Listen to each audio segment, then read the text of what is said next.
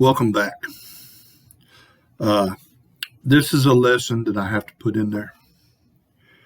It's not a lesson I like teaching, but if you're going to be a chaplain, I told you that I'm going to try to make sure that you get everything you need to be the best chaplain possible. It's a subject we don't like to talk about. This is a subject that we need to talk about. Crisis intervention for suicidal ideation. In other words, how are you going to handle somebody that wants to commit suicide? Tough subject, ain't it? I asked you earlier, what's your thoughts on suicide? Are they going to heaven? They going to hell? What's your thoughts? Because let's just take the first thing. As you show up, they called you as chaplain to comfort the family. That's going to be a question you're going to get. Oh, you're a man of God. What about my son or daughter? Are they going to hell? Can God forgive them? What's your answer going to be? Better be prepared. Why did God let this happen? What's your answer going to be? See, this is a subject that we don't want to talk about, but we have to deal with. So let's go ahead and get started. Suicidal identification and gestures are frequently outcomes of mental disorders. Various factors which are involved in mental disorders include thoughts and gestures and act, hallucinations, delusion, recent stressors, increased feelings of hopelessness, severe depression, increased likelihood that a person will have suicidal thoughts and often act on these thoughts. Okay. Little tidbit for you from my experience, and this is my experience, okay? This is not the gospel. Most people that really want to commit suicide, you won't know about, unless you're called to take care of the family. Most people that want attention, that want help, that can't handle it, will tell you they're going to commit suicide. Now, a lot of it depends on the intervention when they first tell you what happens. It can possibly get better or it can get worse. If you ignore what they're saying, like, I really don't want to be in this world, or this world's so bad, I really don't. If you ignore little hints, things like that, it can go to the stage that, hey, nobody really cares. And they can go ahead and commit suicide. Remember what our motto is? Nobody cares how much you know. You may be the best person booked up as a chaplain on suicide. You think you can do anything until they know how much you care. If they don't know you're caring for them, then it's just got worse for them. They're looking for somebody. They're looking for things to do. So let's talk about the ones that we might have a possibility of saving. Let's talk about some of the factors and what it has. We already learned that some of the factors are mentally. The brain can get off, like I told you, with the melatonin, serotonin, adrenaline. Your brain can get off. It can start firing wrong. You could have an accident and start thinking different. You could have a stroke and the brain gets off. And you just don't want to be here. A lot you'll deal with is cancer patients. They've been told they got cancer. They've been told that you got 6-7 months to live. They've watched people go through cancer. It's not a pretty sight. So they decide, I'm not going to put up with it. And they take their own lives. So that is a stress factor, a stressor that sets it off. Things that can set it off. Things that you can say. Being judgmental.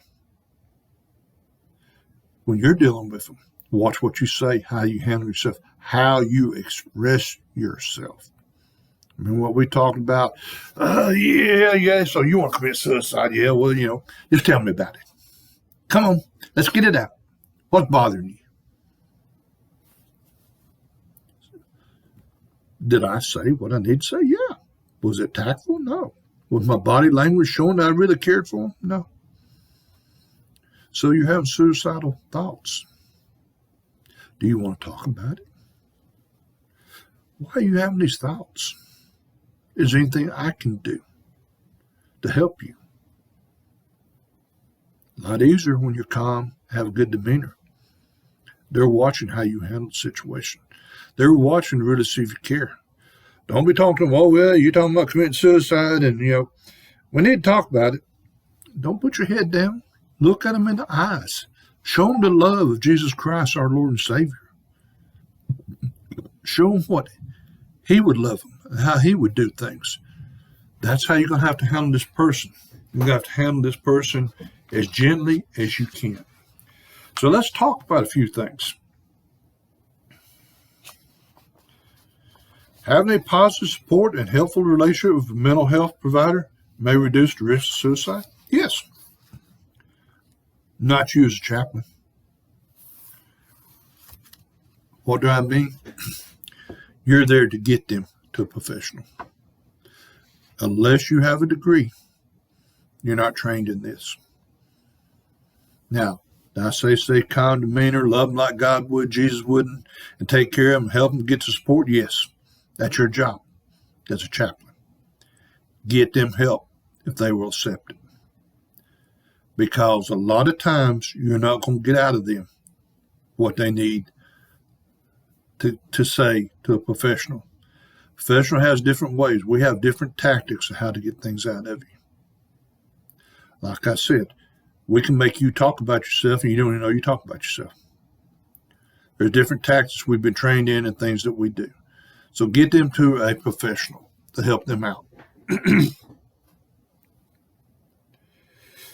Should you have an emergency plan for handling a suicide gesture or ideation?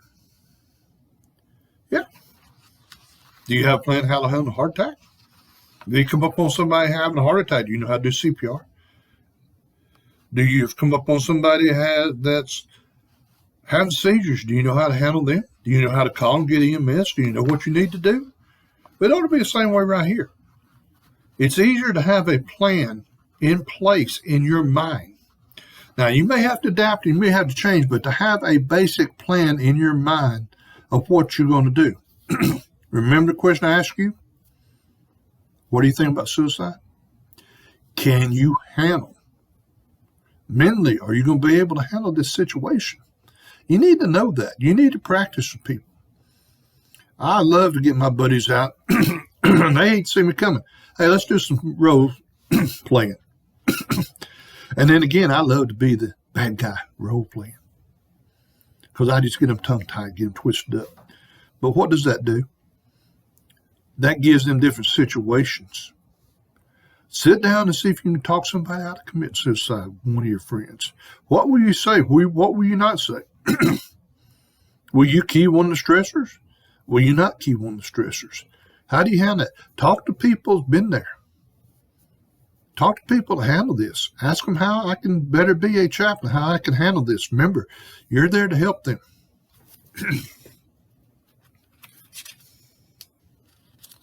Thoughts? Questions?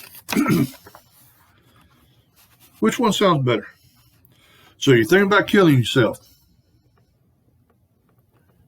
Are you thinking about hurting yourself? Which one of them two would you use? I'd use, are you thinking about hurting yourself?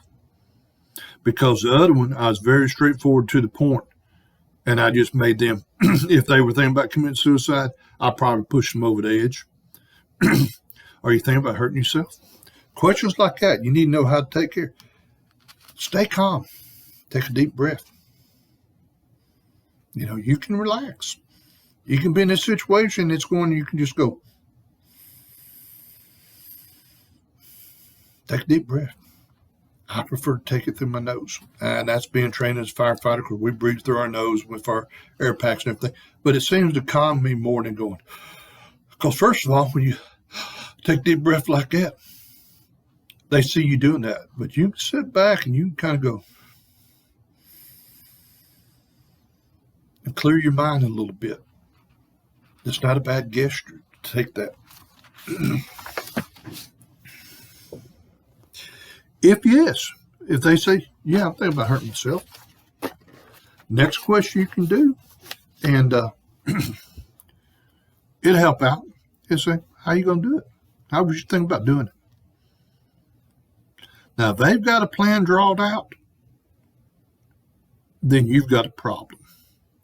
You need to get them, which next we're talking about, to a crisis center or somebody that deals with this to talk to them. If they say, I don't know, whatever comes, they're still kind of asking for help. But if they tell you precisely how they plan on doing it, that means they've thought it over and over in their mind. And if they get pushed the wrong way, they will do it that way. They have their plan. They'll do it with a weapon. You have a weapon. You got any guns in the house? Any knives? Do you have that? You need to know that. We used to kind of have, I'm not going to say it's the most tactful way, but when we got a suicide call as paramedics, our thoughts were, are they planning on taking somebody with them? And the reason I say that is because a lot of people commit suicide by cop. They may have empty guns, step out in the middle of the street, point towards police officers, and they want them to kill them. They don't want to follow through with shooting themselves. So we always thought, and one thing we had to think of as paramedics, if they're planning on killing themselves, are they planning on taking me with them? So you need to know if they'll answer you if there's any weapons in the house or what's in there, because you need to get them out of this environment for your safety and their safety. Do you intend to do? You plan on doing it today, next week, tomorrow?